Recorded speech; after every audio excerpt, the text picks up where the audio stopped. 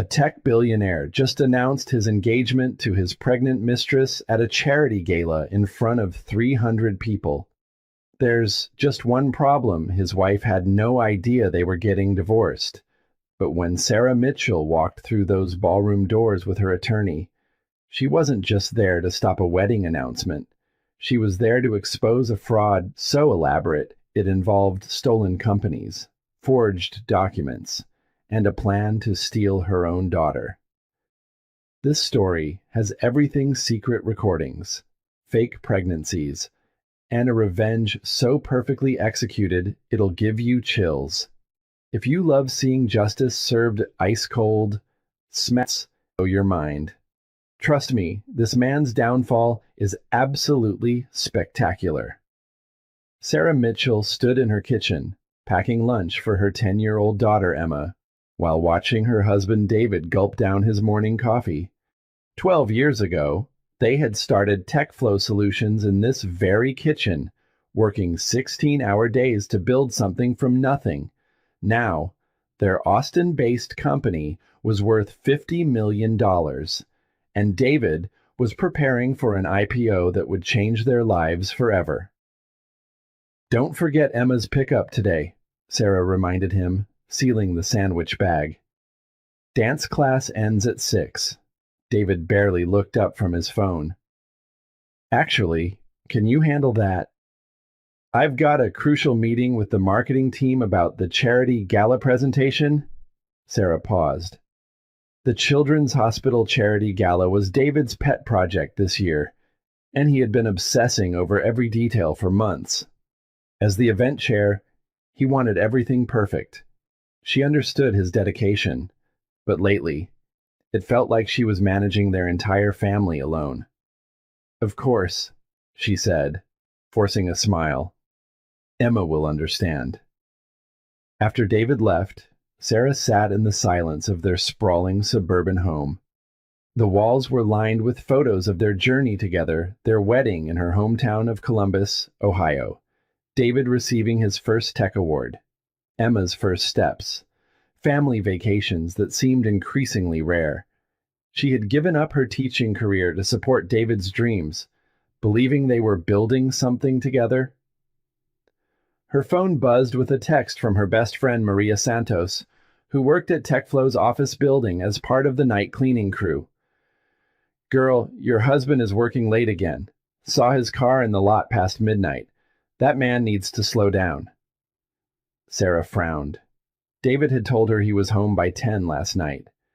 She distinctly remembered him saying he had an early meeting and needed rest. Maybe Maria had seen someone else's car. At 3:30, Sarah picked up Emma from school. Her daughter chatted excitedly about her upcoming dance recital, but then mentioned something that made Sarah's stomach tighten. "Daddy's work friend Jessica is really nice," Emma said innocently. "She always smiles at me when I visit the office. She has pretty long hair like a princess." "When do you visit Daddy's office?" Sarah asked, keeping her voice casual. "Sometimes, when you can't pick me up, Daddy takes me there. Jessica always has candy at her desk. She said she might come to my dance recital." Sarah had never heard David mention anyone named Jessica. In 12 years of marriage, he had always been transparent about his employees and colleagues. She knew everyone at TechFlow, from the senior developers to the administrative staff. Who was Jessica? That evening, David came home at his usual 7:30, kissing Sarah on the cheek while loosening his tie. He seemed relaxed, almost cheerful. "How was your day?" Sarah asked, setting down his dinner plate. "Productive. The marketing team is really stepping up for the gala. We're going to raise more money than ever for the Children's Hospital. Emma mentioned someone named Jessica from your office. I don't think I've met her." David's fork paused halfway to his mouth. "Jessica Chen. She's new. Handles our social media marketing. Bright kid. Fresh out of college. Why, just curious. Emma seems to like her." "Yeah, she's good with kids. Very professional." David resumed eating, but Sarah noticed a slight tension in his shoulders. Later that night, as David showered, Sarah glanced at his phone charging on the nightstand. She had never been the type to snoop, but something felt off. The phone was face down, which was unusual. David typically left it face up so he could see notifications. She almost reached for it, then stopped herself. This was David, her husband, her partner in everything. They had built a life and a business together. If she couldn't trust him, who could she trust? But as she lay in bed listening to David's steady breathing, one thought kept circling in her mind in 12 years of marriage. He had never mentioned working with someone so late that Emma would meet them multiple times. And why hadn't Jessica been at any of the company events Sarah attended the next morning, brought an answer she wasn't prepared for. Sarah discovered the hotel receipt by accident while organizing papers for their accountant. It was tucked between bank statements, a crisp white slip from the Four Seasons downtown. The date jumped out at her immediately, March 15th, their anniversary. She remembered that night perfectly. David had apologized profusely for missing their anniversary dinner because of an emergency business trip to San Francisco. He had been so remorseful, promising to make it up to her with a weekend getaway that they still hadn't taken. Sarah had spent their anniversary alone, eating takeout and watching Netflix. But according to this receipt, David had been at the Four Seasons in Austin that night, room 1247. The charges showed dinner for two at the hotel restaurant, champagne service, and late checkout. Sarah's hands trembled as she stared at the paper. There had to be an explanation. Maybe it was a client meeting that ran late. Maybe the San Francisco trip was canceled last minute, and he decided to treat a visiting investor to a nice dinner. David was always going above and beyond for business relationships. She called the Four Seasons, her heart pounding. "I'm trying to confirm a reservation for March 15th, she told the receptionist. David Mitchell, room 1247. Let me check our records. Yes, I see that reservation. Mr. Mitchell and guest checked in at 6 p.m. and out the following morning at 11. Is there something I can help you with regarding that stay, guest?" Not guests. Singular. A business dinner wouldn't require an overnight stay, and David would have mentioned if a client needed accommodation. Sarah hung up and sat in her kitchen, the same kitchen where they had dreamed their dreams and built their empire. The morning sun streamed through the windows, but everything felt cold. She thought about confronting David immediately, but decided to wait. Maybe there was still an innocent explanation. Maybe she was overreacting. Her mother had always accused her of being paranoid in relationships, citing Sarah's father who had left when Sarah was 12. Maybe that childhood abandonment was making her see threats where none existed. That evening, Sarah approached David carefully. "I found a hotel receipt while organizing our papers," she said, watching his face. "From the Four Seasons on our anniversary. I thought you were in San Francisco that night." David's expression didn't change, but his jaw tightened slightly. "Oh, the San Francisco meeting got pushed to a video call last minute. I was so frustrated about missing our anniversary that I decided to book a nice room and work on the IPO presentation. I figured if I was going to miss our dinner anyway, I might as well make the work session productive in a good environment." "You stayed overnight for a work session." "The creative process. You know, sometimes you need to get away from distractions. I ordered room service and worked until 2 a.m., got more done in those 8 hours than I had in the previous 2 weeks. It sounded reasonable. David had always been dedicated to his work, sometimes to a fault. Sarah felt guilty for doubting him. "I'm sorry I suspected anything," she said. "I just missed you that night." David pulled her into a hug. "You're being paranoid, Sarah, like your mother always was with your dad. I'm not going anywhere. We're partners. Remember, in everything. The mention of her mother stung. Sarah's mother had indeed been paranoid, constantly accusing Sarah's father of cheating until he finally left, claiming he couldn't live under constant suspicion. Sarah had sworn she would never become that kind of wife. "You're right," she said. "I'm sorry." But over the next few weeks, small things began to pile up. David's phone was always face down now. He took calls in his car or outside. He worked later and later, coming home after Emma was already asleep. When Sarah visited the office to drop off lunch, the receptionist mentioned that Mr. Mitchell was in a meeting with Jessica Chen, but Sarah never saw this mysterious employee. Then came the credit card statement. Sarah handled their personal finances while David managed the business accounts. She knew their spending patterns by Hart Groceries, Emma's activities, household expenses, the occasional dinner out. But March showed unusual charges: a high-end jewelry store, an expensive lingerie boutique she had never visited, and multiple charges at restaurants she had never been to. When she asked David about the jewelry store charge, he smiled and kissed her forehead. "It's a surprise for your birthday next month. Don't ruin it by asking questions." Her birthday was still 6 weeks away, and David had never been the type to plan that far ahead. But she wanted to believe him. She needed to believe him. The breaking point came on a Thursday evening in April. Emma had fallen asleep on the couch during a movie, and Sarah was carrying her to bed when her daughter mumbled sleepily, "Mommy, why doesn't Jessica like it when I visit Daddy's office anymore?" Sarah stopped in the hallway. "What do you mean, sweetheart?" Emma's eyes fluttered open. "Last week, when Daddy picked me up, Jessica looked sad when she saw me. She whispered something to Daddy, and then went to her office and closed the door. Did I do something wrong?" "No, baby, you didn't do anything wrong." But as Sarah tucked Emma into bed, she realized something had changed. If Jessica was just a professional colleague, why would Emma's presence affect her? Why would she need privacy when a 10-year-old was around that night? Sarah made a decision that would change everything.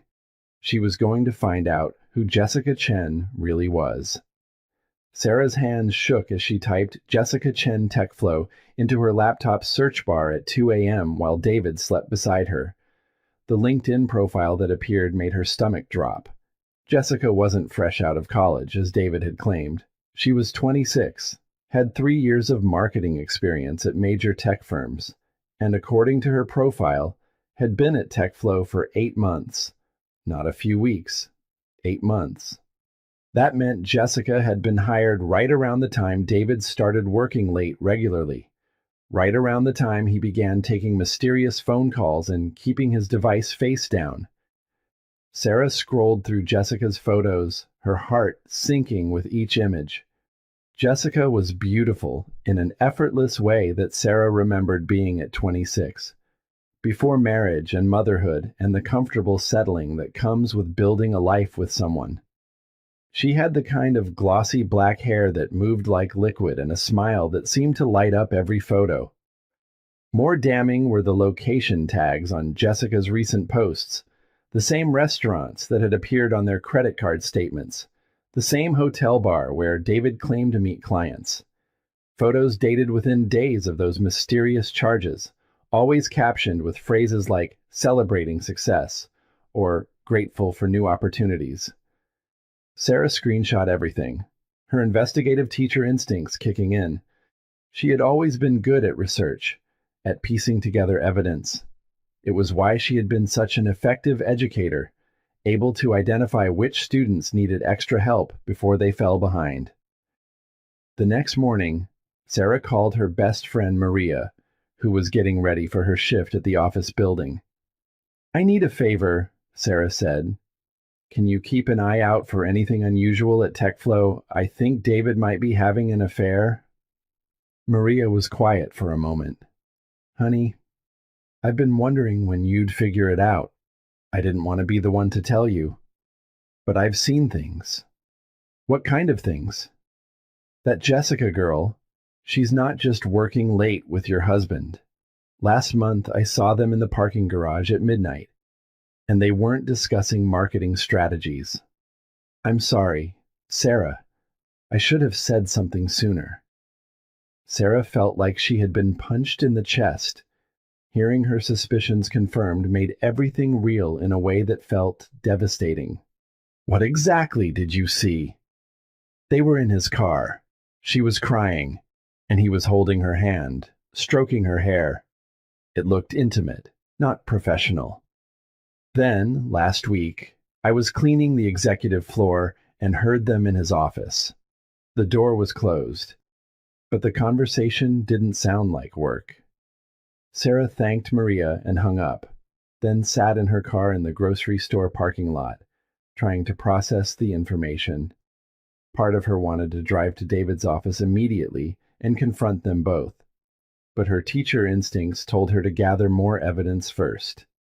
If David was having an affair, there would be other signs, and if he was willing to lie about Jessica's background and their relationship. What else was he hiding that afternoon, while Emma was at dance class? Sarah drove to TechFlow's office building. She had never used her key access badge for anything other than company events, but today she swiped in and took the elevator to the executive floor. David was in meetings all afternoon. According to his calendar, his office was empty, door unlocked as always. Sarah had been in this office hundreds of times over the years, bringing him lunch or stopping by with Emma. She knew every inch of it. What she didn't know was about the locked desk drawer that she discovered when looking for a pen. David had never locked anything from her before. Their entire marriage had been built on openness and trust, but when she pulled on the bottom drawer of his desk, it didn't budge. Using a paperclip, Sarah managed to work the lock open, a skill she had learned during her mischievous teenage years. Inside were documents that made no sense to her. Legal papers for something called Future Innovations LLC, bank statements for accounts she had never seen, and at the bottom, a small velvet box. Sarah opened it with trembling fingers. Inside was a diamond tennis bracelet, far more expensive than anything David had ever bought her. The receipt was still inside $8,000, purchased the same day as that mysterious jewelry store charge on their credit card statement. The bracelet wasn't for her upcoming birthday. The size was wrong, too small for Sarah's wrist, but perfect for someone with delicate bone structure, someone like Jessica Chen. But the financial documents were what truly terrified her. Future Innovations LLC appeared to be a legitimate business entity, but Sarah didn't recognize any of the projects or investments listed. More concerning were the funding sources transfers from their joint savings account, their business account, and something listed as Emma College Fund, liquidated March 2024. Emma's College Fund, the account they had been contributing to since their daughter's birth. David had liquidated it without telling her and invested the money in some venture connected to Future Innovations. Sarah photographed everything with her phone, her hands shaking so badly she had to retake several shots. Then she carefully returned everything to the drawer and locked it, making sure to leave no trace of her presence. As she drove home, Sarah's mind raced. This wasn't just an affair. David was moving their money, making investments without her knowledge, and using their daughter's education fund as venture capital for projects she had never heard of. That evening, David came home cheerful and affectionate, asking about her day and helping Emma with homework, as if nothing had changed. But Sarah watched him with new eyes, noticing how he deflected questions about work, how he kept his phone close even during family dinner, how he seemed almost too attentive, as if overcompensating for something. After Emma went to bed, Sarah made a decision that felt like stepping off a cliff. David, I need to ask you something directly, and I need you to be completely honest with me. He looked up from his laptop. eyebrows raised. Of course. What's on your mind? Are you having an affair with Jessica Chen? David's reaction was perfect. His face went through a sequence of emotions that would have been believable if Sarah hadn't already seen the evidence: confusion, hurt, then anger. Sarah, how can you ask me that? His voice carried just the right amount of wounded indignation. Jessica is a colleague, a professional colleague who happens to be helping me prepare for the biggest presentation of our company's history. Then why did you lie about how long she's worked there? You said she was new, fresh out of college. She's been at TechFlow for 8 months. David ran his hand through his hair, a gesture Sarah had once found endearing, but now seemed calculated. I didn't lie. 8 months is new in business terms, and I simplified her background because I didn't think you needed her entire resume. Our credit card has charges for restaurants I've never been to, always on nights you say you're working late with the marketing team. Sarah, listen to yourself. You're acting exactly like your mother did with your father. This paranoid jealousy destroyed their marriage, and now you're trying to destroy ours. The comparison to her mother was a low blow, and David knew it. Sarah's father had left when the constant accusations became unbearable, claiming he couldn't live with someone who didn't trust him. Sarah had been 12, old enough to understand that her mother's paranoia had driven away the one parent who had truly loved her. I found the bracelet in your desk, Sarah said quietly. David's pause lasted exactly 2 heartbeats too long. What bracelet? The $8,000 tennis bracelet in your locked drawer. The one that doesn't fit my wrist? You went through my desk? David's anger seemed to shift from hurt to outrage. You broke into my locked drawer at my workplace, Sarah. This is crazy behavior. You're becoming obsessive. It's for her, isn't it? For Jessica. David stood up, pacing to the window. When he turned back, his expression had changed to something Sarah had never seen before: cold disappointment. The bracelet was going to be a surprise for our 15th anniversary next year. I bought it early because I got a good deal, and I locked it away so you wouldn't accidentally find it. But now you've ruined the surprise with your paranoid snooping. Sarah felt the ground shift beneath her. Their anniversary was in March. It was currently April. The timing could work, and the receipt had been dated weeks ago, which could align with David finding a good deal. The size is wrong, she said weakly. I kept the receipt so I could exchange it for the right size closer to our anniversary. Sarah, do you hear yourself? You're creating an entire conspiracy theory because you found a gift I bought for you. The explanation was plausible. Sarah felt foolish, exactly the way David intended, but she pressed on. What about future innovations? What about Emma's college fund? David's face went very still. How do you know about future innovations? The documents were in the same drawer. David, you liquidated our daughter's college fund without telling me. We're married. We're supposed to make financial decisions together. Future Innovations is an investment opportunity that could triple Emma's college fund by the time she graduates high school. I moved the money temporarily to take advantage of a time-sensitive deal. I was going to tell you once everything was finalized. What kind of investment? AI development for healthcare applications? It's technical, but the potential returns are enormous. Sarah, I'm trying to secure our family's future, and you're treating me like a criminal. Sarah wanted to believe him. Every explanation sounded reasonable when delivered with David's confident authority. But something still felt wrong. Then why all the secrecy? Why lock the drawer? Why not tell me about any of this? David sat back down, his expression softening. Because I wanted to surprise you. The bracelet, the investment success, all of it. I've been working so hard on the IPO and trying to set up these side investments to make sure we never have to worry about money again. I thought if I could present you with a complete picture of our improved financial situation, it would be romantic, a grand gesture. He reached over and took her hand. But I can see how my secrecy has been misinterpreted. I should have included you from the beginning. That's my fault. Sarah felt tears welling up. I'm sorry I doubted you. I found that hotel receipt from our anniversary, and then the credit card charges, and my imagination ran wild. The hotel receipt, David said, nodding. I was so angry at myself for missing our anniversary dinner that I booked that room to work on something special for you, a presentation about our life together, with photos and memories that I was going to give you on a makeup anniversary weekend.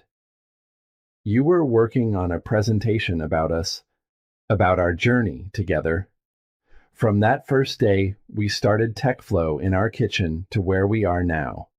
I had this idea to surprise you with a renewal of our vows ceremony, something small and romantic to celebrate how far we've come. Sarah was crying now, guilt overwhelming her. David pulled her into his arms, stroking her hair the way he used to when they were young and everything felt possible. I love you, Sarah. Only you. You and Emma are my world. I would never do anything to jeopardize our family. I'm so sorry, she whispered against his chest. I was being paranoid, just like my mother. It's okay, David said softly, but we need to work on this trust issue. Maybe we should consider couples counseling. I don't want you to feel insecure in our marriage. Sarah nodded, feeling ashamed of her suspicions. David was right. She had been acting like her mother, seeing conspiracies where none existed. Her childhood trauma was bleeding into her marriage, and she needed to address it before it destroyed the best thing in her life. But as David held her, Sarah didn't see the satisfied smile that crossed his face. She didn't know that every word he had spoken was a carefully crafted lie, designed to make her doubt her own instincts and observations. She didn't know that the real plan was much worse than a simple affair. The next 3 weeks were the happiest Sarah had felt in months. David seemed to sense her need for reassurance and went out of his way to be attentive. He came home earlier, helped more with Emma's bedtime routine, and even surprised Sarah with a weekend getaway to their favorite bed and breakfast in the hill country. During their romantic weekend, David was the man Sarah had fallen in love with years ago.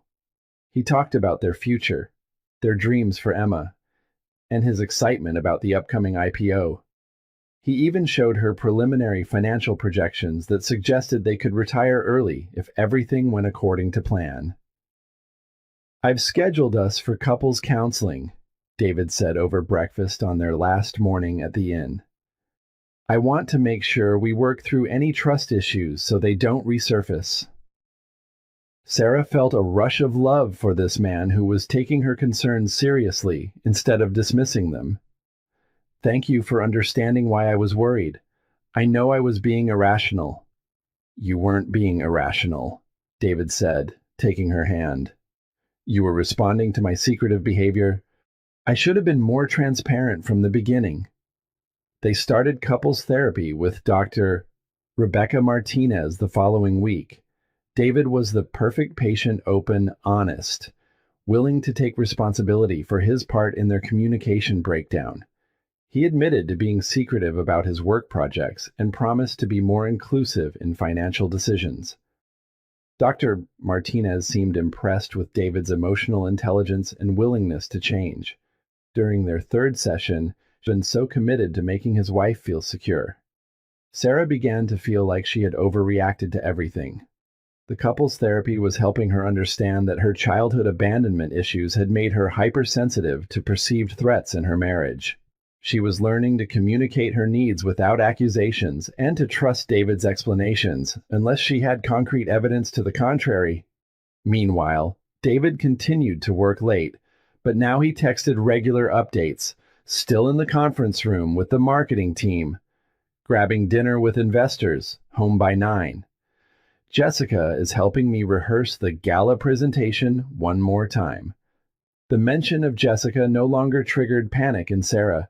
In fact, during one of their therapy sessions, David had suggested that Sarah meet Jessica officially to put her concerns to rest. "I think you'd really like her," David said. "She's smart, professional, and she actually reminds me of you when we first started TechFlow.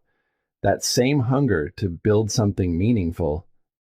Sarah agreed to meet Jessica, and they arranged to have lunch the following week.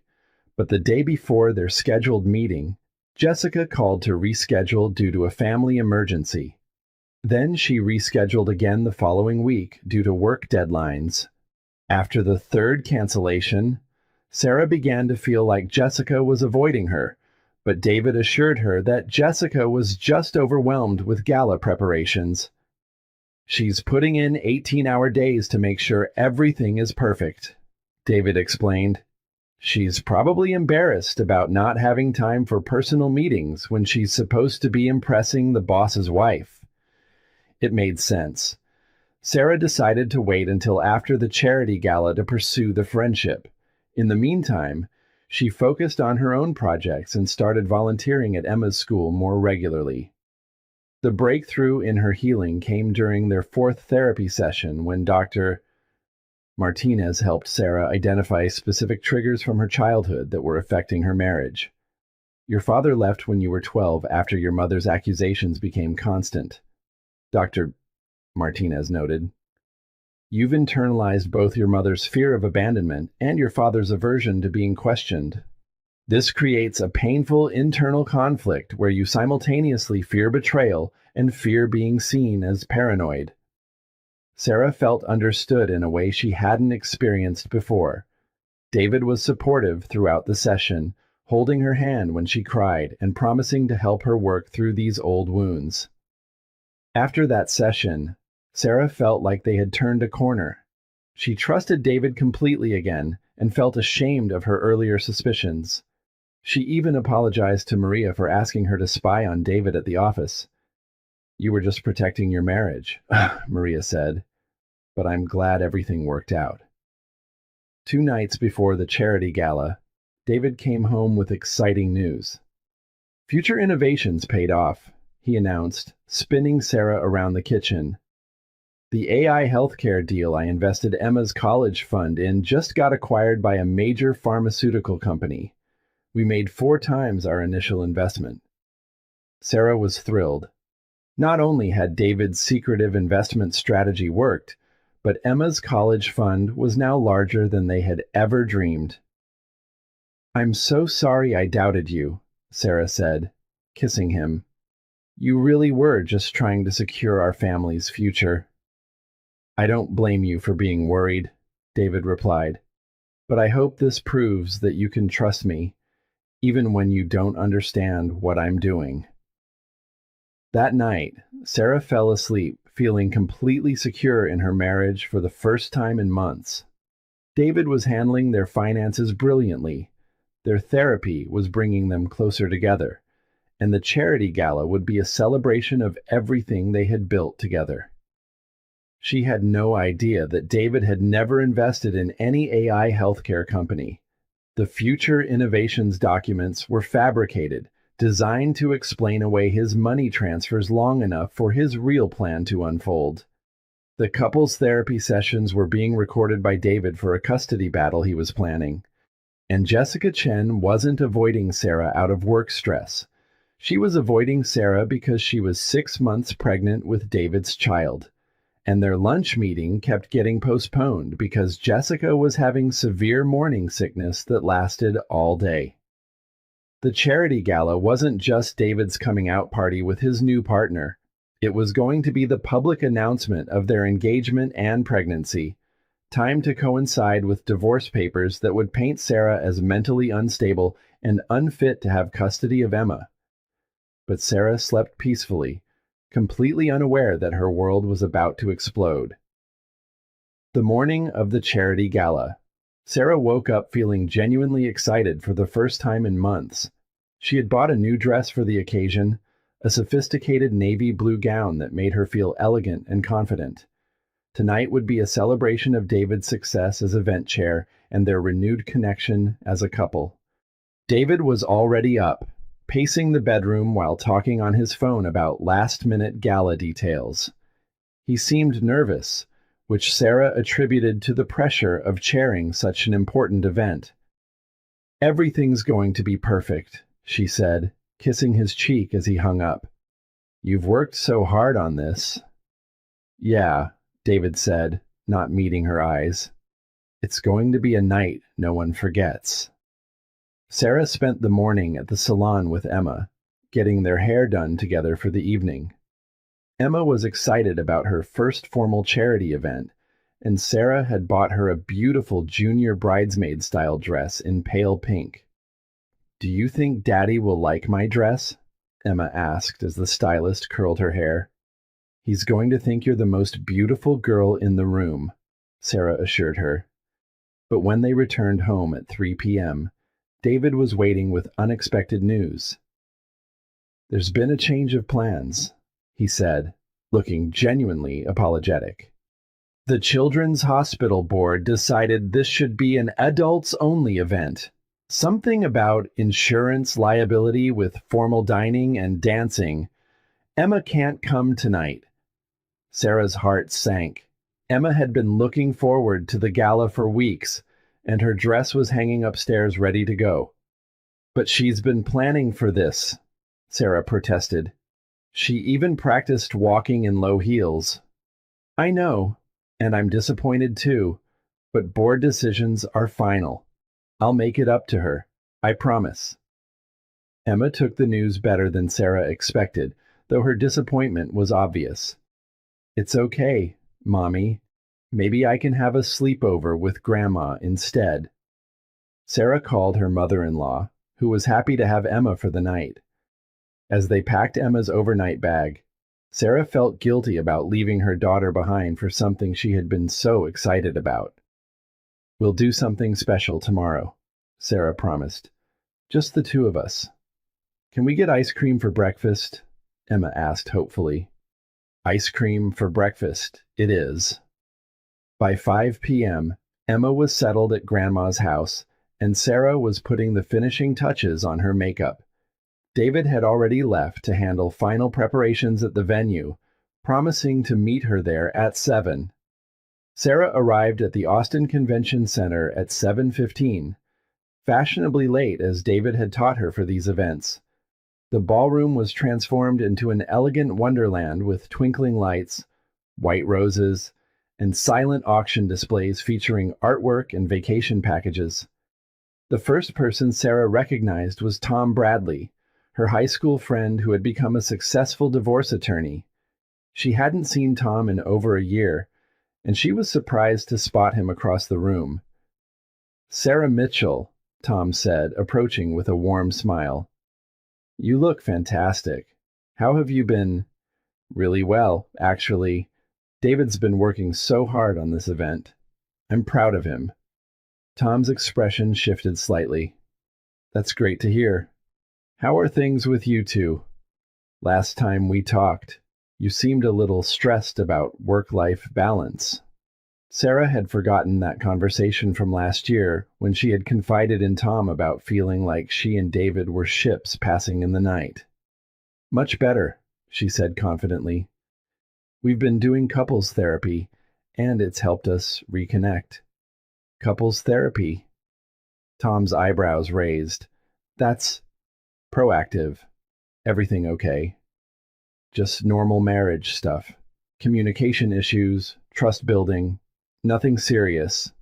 Tom nodded, but something in his expression seemed concerned. "Well, if you ever need anything, you know I'm always here. We go way back." Sarah thanked him and moved through the crowd, greeting other parents from Emma's school and business associates she recognized from company events. Everyone complimented David's organization of the gala and asked where he was. "Still handling last-minute details." Sarah explained. You know David. He wants everything perfect. At 8 p.m., the program was scheduled to begin, but David was nowhere to be seen. Sarah checked her phone but had no messages from him. She was starting to feel anxious when she noticed a commotion near the entrance. David was finally arriving, but he wasn't alone.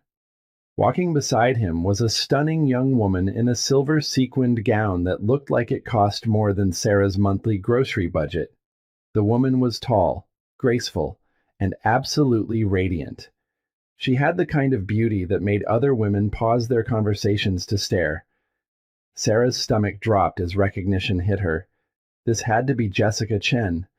The professional colleague who was too busy to meet for lunch was apparently available for formal events.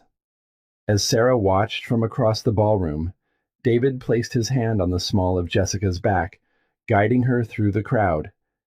It was a possessive gesture, intimate in a way that made Sarah's therapy-induced confidence crumble.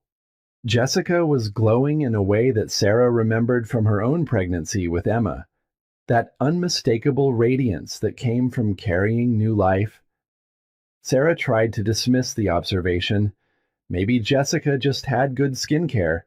Maybe the lighting was flattering. But as David introduced Jessica to prominent community members, Sarah noticed how protective he seemed, how he kept his arm around her waist, how he beamed with pride when people complimented her. More concerning were the whispered conversations that followed in their wake. Sarah caught fragments as people passed by. Never seen David's wife look so young. Where's Sarah tonight? I thought she always came to these things. That's definitely not his wife. I've met Sarah Mitchell. The realization hit Sarah like a physical blow. People thought Jessica was David's wife. He was introducing her as his partner to people who didn't know Sarah personally, allowing them to assume Jessica was Mrs. Mitchell. Sarah's hands began to shake as she watched David take the stage for his opening remarks as event chair. Jessica stood at a front table, gazing up at him with obvious adoration. Welcome, everyone, to our annual Children's Hospital Charity Gala, David began, his voice carrying perfectly through the ballroom's sound system. Tonight, we gather not just to raise money for an incredible cause, but to celebrate the partnerships that make events like this possible. He paused, his eyes finding Jessica in the crowd. Truls. It's about finding someone who inspires you to be better than you ever thought possible. Someone who brings out the best version of yourself. Sarah felt sick. Those were nearly identical to the words David had spoken at their wedding 15 years ago. So, tonight, David continued, raising his champagne glass, I want to toast not just to the children we're helping, but to new beginnings, to inspiration, and to the partners who make us believe in the future. The applause was thunderous, but Sarah noticed that several people were looking around the ballroom, searching for her face in the crowd. They knew something was wrong. As David stepped down from the stage and walked directly to Jessica's table, Sarah realized with crystal clarity that everything he had told her was a lie. The couple's therapy, the successful investment, the promises of transparency, all of it had been an elaborate manipulation designed to keep her quiet while he planned this public humiliation. But as Sarah stood frozen in the back of the ballroom, she had no idea that the real devastation was still coming. Sarah felt paralyzed as she watched David lean down to whisper something in Jessica's ear, causing the younger woman to laugh and place her hand over his. The intimacy between them was undeniable, and Sarah realized that everyone at their table was treating Jessica as if she belonged there, as if she were Mrs. Mitchell. Fighting through her shock, Sarah began moving through the crowd toward David's table. She needed to understand what was happening, needed to reclaim her place beside her husband before this misunderstanding went any further. But as she got closer, she overheard a conversation that stopped her in her tracks. The baby is due in December, Jessica was saying to an older woman Sarah recognized as a major hospital board member. We're so excited. David is going to be such a wonderful father. Sarah's world tilted. Baby, due in December. David was going to be a wonderful father again. And when is the wedding? The board member asked. I assume you'll want to be married before the baby arrives. Next month, Jessica replied, touching her still flat stomach. We're keeping it small and intimate. David's divorce should be finalized by then. Divorce. Finalized by next month. Sarah felt like she was drowning in plain sight of hundreds of people. She stumbled backward, her mind reeling. David had been planning to divorce her while they were in couples therapy, while he was promising transparency and renewed trust, while he was holding her and telling her she was the only woman he'd ever love. Sarah's legs gave out, and she sank into an empty chair at the back of the ballroom. Her phone buzzed with a text message, and she looked down automatically. The message was from an unknown number, but the content made her blood freeze. Mrs. Mitchell, this is Attorney James Robertson. We need to discuss the custody evaluation scheduled for Monday morning. Please call my office immediately. Custody evaluation. Sarah had never heard of Attorney James Robertson. She had never agreed to any custody evaluation. With trembling fingers, she called the number. Robertson Family Law. A woman answered. This is Sarah Mitchell. I received a text about a custody evaluation. Mrs. Mitchell, yes. Your husband's attorney filed for emergency custody of your minor daughter Emma based on concerns about your mental stability. The court-ordered evaluation is Monday at 9 a.m. Didn't your attorney inform you? I don't have an attorney. I don't know what you're talking about. There was a pause. Mrs. Mitchell, divorce papers were filed 3 weeks ago. According to our records, you were served on April 22nd. Sarah had never been served with any papers. April 22nd was the day after their romantic weekend getaway, when David had been so loving and attentive. There's been a mistake, Sarah said. I was never served with divorce papers. Ma'am, I have the process server's affidavit right here. You were served at your home address at 10:15 a.m. on April 22nd. The papers were handed directly to you according to the sworn statement. Sarah remembered April 22nd clearly. She had been at Emma's school all morning, volunteering in the library. She hadn't been home until after lunch. Someone had forged her signature on the service receipt. What exactly is my husband claiming in these papers? Sarah asked, her voice barely a whisper. The petition cites irreconcilable differences and requests sole custody based on documented evidence of paranoid behavior, marriage counseling records indicating trust issues, and allegations of stalking workplace colleagues. Marriage counseling records. Dr. Martinez had been recording their sessions for David's custody case, not for their healing. Every vulnerable moment, every admission of insecurity or childhood trauma had been weaponized against her. Mrs. Mitchell, are you there? Sarah hung up and sat in the chair, staring at the scene before her. David was now on stage again, making additional remarks about the success of the evening. Jessica watched him with obvious pride, her hand resting protectively on her stomach. This wasn't just an affair. This was a complete replacement of Sarah's life with Jessica's. David had been planning this for months, maybe longer. The secretive phone calls, the late nights, the financial moves she had discovered, all of it had been preparation for discarding her and Emma while keeping the business, the money, and the social status they had built together. Sarah's phone buzzed again. This time it was a call from Maria. Sarah, honey, where are you? I just got off my shift at the office building, and I need to tell you something important. I'm at the Gala, Sarah said numbly. David is here with Jessica. She's pregnant. Oh, sweetie, I was hoping I was wrong about what I overheard tonight. Sarah, you need to get out of there right now. What did you overhear? I was cleaning the executive floor after hours when Jessica and David came back to his office. They didn't know I was there. Sarah, they were talking about how the custody evaluation on Monday is just a formality. David has been recording you without your knowledge. He has audio of you having what he's calling mental episodes during your therapy sessions. Sarah felt ice in her veins. What kind of mental episodes? Times when you cried or got emotional? He's taken them out of context to make you sound unstable. And Sarah, there's more. Jessica isn't just his girlfriend. She's been promoted to chief marketing officer, and they've restructured the company so that you're not listed as a founder anymore. Legally, you're just an employee who can be terminated. The full scope of David's betrayal hit Sarah like an avalanche. He had stolen her marriage, her role in the company she had helped build, her rights as a mother, and even her identity as a founding partner of their business. Sarah, are you listening?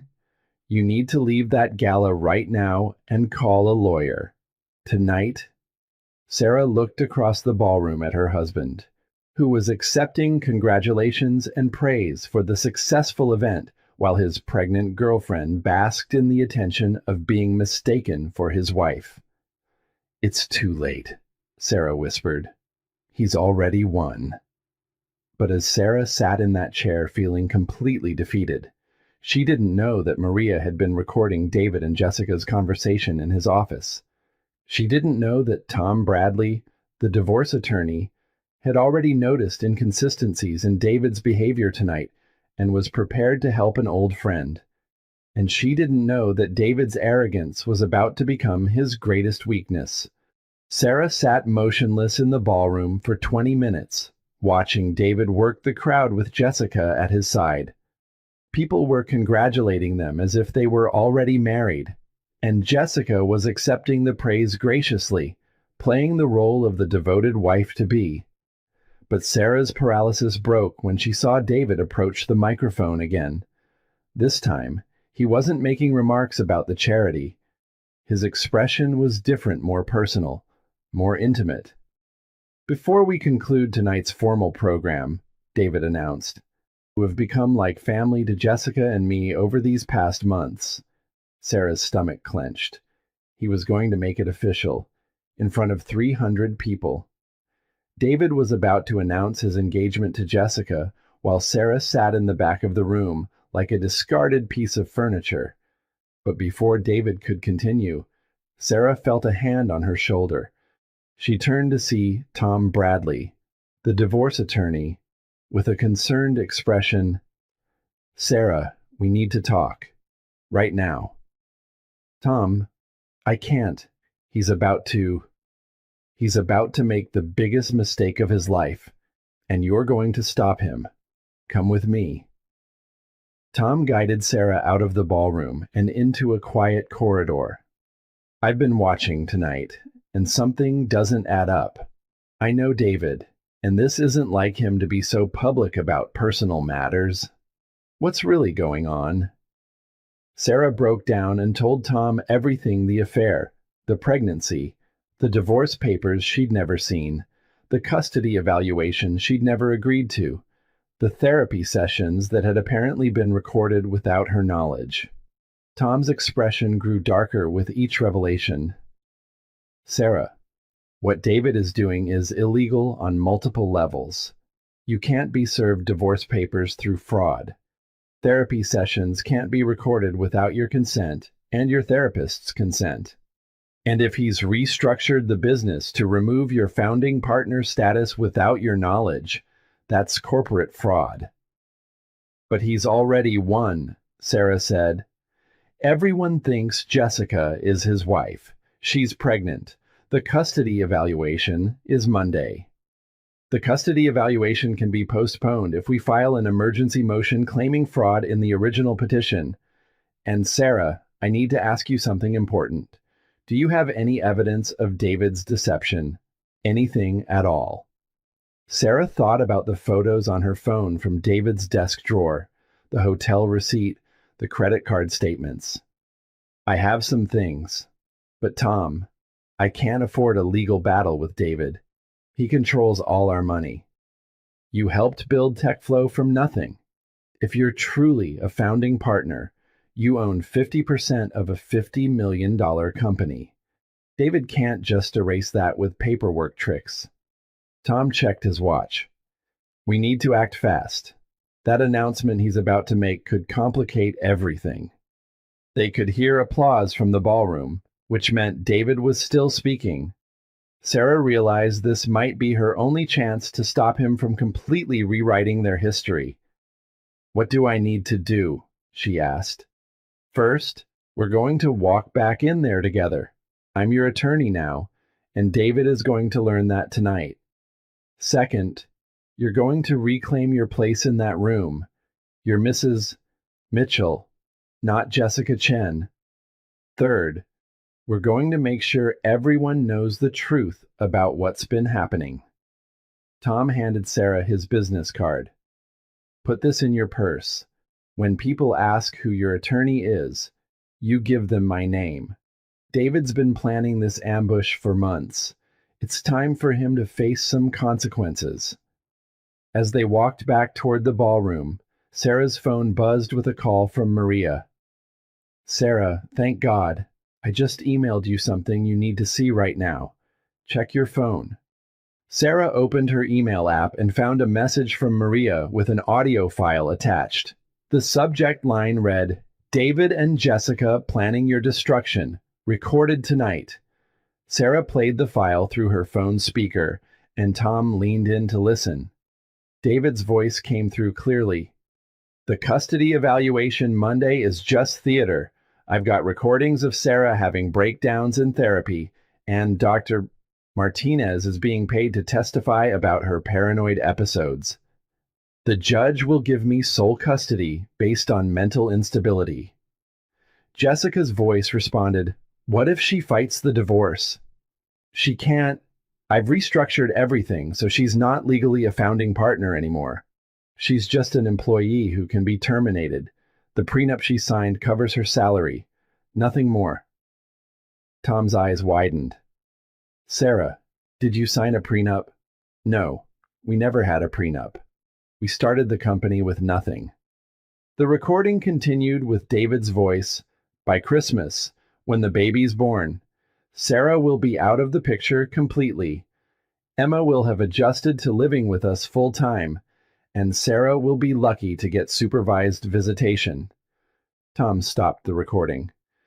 Sarah, this changes everything. David just confessed to fraud, perjury, and conspiracy. We're not just fighting a divorce anymore. We're exposing criminal behavior. They could hear David's voice amplified through the ballroom sound system. So it gives me tremendous joy to announce that Jessica and I are engaged to be married, and we're expecting our first child together in December. The applause that followed sounded forced, uncomfortable. Sarah realized that many people in the audience knew her and were confused by this announcement. It's time, Tom said. Are you ready to take your life back? Sarah looked at her reflection in the corridor mirror. Her navy dress was elegant, her hair was perfect, and for the first time in months, her eyes looked clear and determined. I'm ready, she said. As they walked back into the ballroom, Sarah realized that David's public announcement had just given her the perfect opportunity to expose everything in front of the same audience he had chosen to humiliate her. Sarah and Tom entered the ballroom just as David was accepting congratulations from various attendees. Jessica stood beside him, glowing with triumph, accepting well wishes about their engagement and pregnancy. The scene looked perfect from a distance, but Sarah could see the discomfort on many faces in the crowd. People who knew her were clearly confused. Tom guided Sarah to the front of the room, where David was still shaking hands and receiving congratulations. As they approached, David's smile faltered slightly when he spotted Tom Bradley. "Tom," David said, extending his hand with practiced charm. "Good to see you here tonight, supporting a great cause." "Actually, David, I'm here on business now," Tom replied, not shaking the offered hand. "I'm representing Sarah." David's expression shifted, but he maintained his composure. "Representing her for what Sarah and I are handling our divorce amicably through mediation." "There's been no mediation, David. There's been fraud." Tom's voice carried clearly, and nearby conversations began to quiet as people sensed tension. Sarah stepped forward, her voice steady despite her racing heart. "Hello, David. Congratulations on your engagement. I'm sure everyone here is surprised to learn about it, since we're still married." A hush fell over their immediate area. Jessica's face went pale, and she looked between Sarah and David with growing panic. "Sarah," David said, his voice tight with warning, "this isn't the time or place for a scene. You made this the time and place when you announced your engagement to your pregnant girlfriend in front of 300 people who thought I was your wife." Sarah replied. Her therapy sessions had taught her to speak calmly, even when she felt overwhelmed, and that skill served her well now. More people were gathering around them, sensing drama. Sarah recognized several board members from TechFlow, community leaders, and parents from Emma's school. David's face was red with embarrassment and anger. "I think there's been a misunderstanding," Jessica said, her voice shaking. "David told me his divorce was finalized months ago." "There is no divorce," Sarah said gently, almost feeling sorry for the younger woman. "David has been lying to both of us." Tom stepped forward with his briefcase. "David, I have here an emergency motion to dismiss the fraudulent divorce petition you filed. The court will be very interested to learn that you forged service documents and recorded therapy sessions without consent." "You can't prove any of that," David said, but his confidence was cracking. Sarah pulled out her phone and played Maria's recording for everyone to hear. David's voice filled the space around them. "The custody evaluation. Monday is just theater. I've got recordings of Sarah having breakdowns in therapy." The crowd that had gathered gasped audibly. Several people pulled out their phones to record what was happening. David's face went from red to ashen as he realized his own words were being broadcast. "Where did you get that?" he demanded. "From someone who actually cares about the truth," Sarah replied. "David, you've been planning to steal my daughter, my company, and my life for months while pretending to work on our marriage." "This is insane," David said, looking around at the crowd. "Sarah has been having mental health issues. She's been paranoid and unstable." "The only thing I've been is naive," Sarah shot back. "Naive enough to believe that my husband was working late instead of planning my destruction. Naive enough to think that our marriage counselor was helping us heal instead of gathering evidence for your custody case." Tom opened his briefcase and pulled out a thick folder. "David, these are financial records showing how you've been systematically moving marital assets and attempting to restructure TechFlow to exclude Sarah from her founding partner rights. That's not mental instability. That's corporate fraud." The crowd was now openly recording the confrontation. Sarah could see the shocked faces of people who had known them as a couple for years. David's carefully constructed public image was crumbling in real time. "Furthermore," Tom continued, "the prenup you claim Sarah signed doesn't exist. We've searched court records going back 15 years. You've been planning to steal half of everything she helped build." Jessica suddenly spoke up, her voice barely a whisper. "David, you told me she knew about us. You said she was okay with the divorce." A tech billionaire just announced his engagement to his pregnant mistress at a charity gala in front of 300 people. There's just one problem. His wife had no idea they were getting divorced. But when Sarah Mitchell walked through those ballroom doors with her attorney, she wasn't just there to stop a wedding announcement. She was there to expose a fraud so elaborate it involved stolen companies, forged documents, and a plan to steal her own daughter. This story has everything: secret recordings, fake pregnancies, and a revenge so perfectly executed it'll give you chills. If you love seeing justice served ice cold, Smets blow your mind. Trust me, this man's downfall is absolutely spectacular. Jessica, don't say anything else, David warned, but it was too late.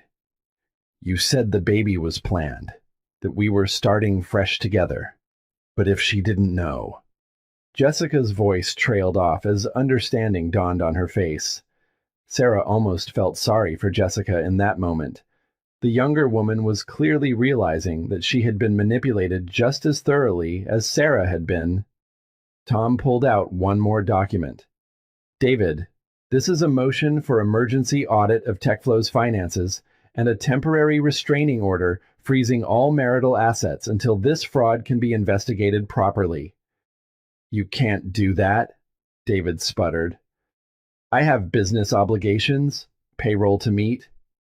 You should have thought about that before you decided to commit multiple felonies, Tom replied calmly.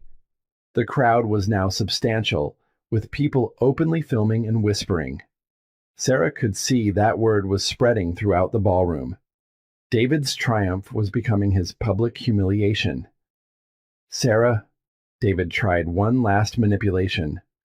Think about Emma. Do you really want to put her through an ugly public divorce? We can still work this out privately. Emma deserves a mother who fights for what's right, Sarah replied. And she deserves to know that actions have consequences, even for people in positions of power. As if summoned by her words, Sarah's phone rang. The caller ID showed Emma's school emergency line. Mrs. Mitchell? It was the school principal.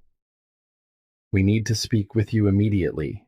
Someone claiming to be your attorney tried to withdraw Emma from school tonight, saying there was a family emergency. We refused since it wasn't during normal hours, but I thought you should know. Sarah's blood ran cold. Even while making his public announcement, David had been trying to take Emma away from her. She looked at David with disgust and spoke loudly enough for everyone to hear, You tried to kidnap our daughter tonight while you were announcing your engagement to another woman. The crowd's reaction was immediate and visceral. These were parents, grandparents, and community members who understood that David had crossed a line that couldn't be uncrossed. David's last shreds of dignity evaporated as he realized his complete defeat. The fallout from the charity gala was swift and comprehensive. By Sunday morning, videos of David's public humiliation were trending on local social media, with hashtags like Achter Charity Gala Exposed and Achter TechFlow Scandal. The Austin business community was buzzing with shock and condemnation. Sarah spent Saturday morning at Tom Bradley's law office, filing additional motions and providing evidence of David's elaborate deception. The audio recording from Maria proved to be devastating, and when combined with the financial documents Sarah had photographed, it painted a clear picture of systematic fraud. The district attorney's office has already called, Tom reported. They're opening a criminal investigation into the forged service documents, the illegal recordings, and the attempted kidnapping. David's going to have much bigger problems than divorce court. Dr. Martinez, their marriage counselor, was equally horrified when she learned how her sessions had been manipulated. She provided an affidavit confirming that she had never consented to recordings and that David had misrepresented Sarah's emotional responses during therapy. The custody evaluation was immediately dismissed. But the most satisfying development came Monday morning when her called an emergency board meeting. David was suspended as CEO pending investigation, and the board voted unanimously to install Sarah as interim chief executive. The company was built on both your contributions, Blackwood explained to Sarah during a private meeting. David's attempt to erase your founding partner status is not only illegal, but morally reprehensible. We need leadership with integrity. Jessica Chen had disappeared entirely. According to Maria, she had cleaned out her office over the weekend and left no forwarding address. Later investigation would reveal that Jessica wasn't pregnant at all. The engagement announcement had been part of David's psychological warfare against Sarah, designed to make her feel completely replaced. 3 months later, Sarah stood in the same ballroom where David had tried to humiliate her, but this time she was being honored as Austin's Business Leader of the Year. TechFlow's IPO had been more successful than anyone predicted, largely because investors were impressed with Sarah's leadership during the company's crisis. Emma sat in the front row, beaming with pride at her mother. Their relationship had grown stronger through the ordeal, and Emma often told her friends that her mom was the strongest person in the world. During her acceptance speech, Sarah reflected on the lessons she had learned. Sometimes the people we trust most are capable of the deepest betrayal, but that doesn't mean we should stop trusting. It means we should trust ourselves first, our instincts, our worth, and our ability to survive anything. She looked out at the audience, spotting familiar faces from that night 6 months ago. Many of the same people who had witnessed David's deception were now applauding her success. The greatest gift my ex-husband gave me was showing me what I was capable of when I stopped accepting less than I deserved. For that, I'm almost grateful. David was sentenced to 2 years in prison for fraud and attempted kidnapping. He lost all rights to TechFlow, and his parental rights were terminated after he failed to appear for court-ordered visitation with Emma. The last Sarah heard, he was working at a tech startup in another state, trying to rebuild his reputation. Sarah never remarried, choosing instead to focus on building her company and raising Emma.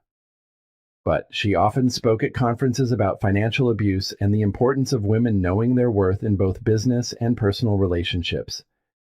Years later, when Emma asked about forgiveness and whether Sarah ever missed being married, Sarah would think carefully before answering.